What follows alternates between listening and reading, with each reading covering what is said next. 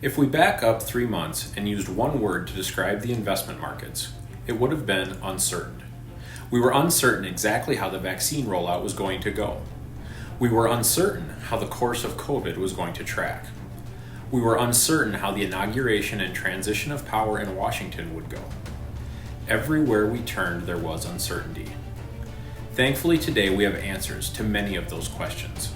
The vaccine rollout has been stellar, and while we aren't out of the woods yet, the overall direction of the pandemic at this point is positive, and there is reason to believe that we will continue to return to a more open world. Joe Biden is the president.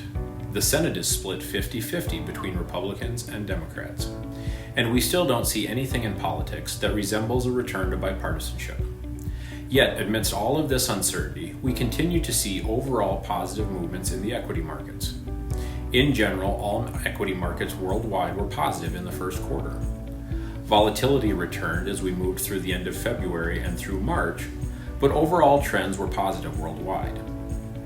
It is in the bond market that we continue to see increased negative performance, and it is in the bond market that the most care and attention will need to be paid.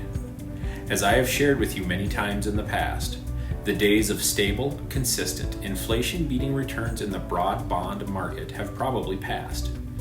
Investment and manager selection will be of the utmost importance on this piece of your investment portfolio. As we look through the spring and into the summer, there are two themes that we need to keep front of mind when it comes to your investments and their place in your overall financial plan. First, you need to continue to understand that short-term, emotionally based decisions rarely, if ever, work.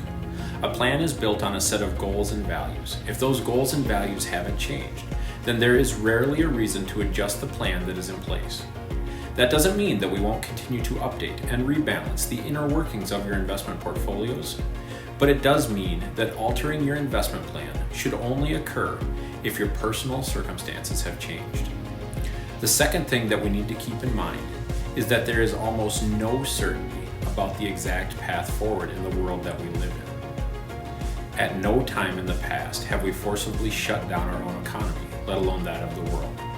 At no time have we spent this long at near zero interest rates. And at no time has there been this much hate and division inside the walls of the US Capitol. With this level of uncertainty, it can be easy to want to run to safety. 30 years ago, I could have told you that safety was the US bond market. Today, it is more important to define your goals and the timeline to those goals and build your plan from there. Simply moving to the fixed income market does not provide safety. It can potentially reduce volatility, but it will also reduce return. And if we look back at the first quarter of this year, even when we saw volatility in the equity markets, we didn't find positive return in fixed income. It is a different world that we live in, and the investment thesis of the past should not be the one used today.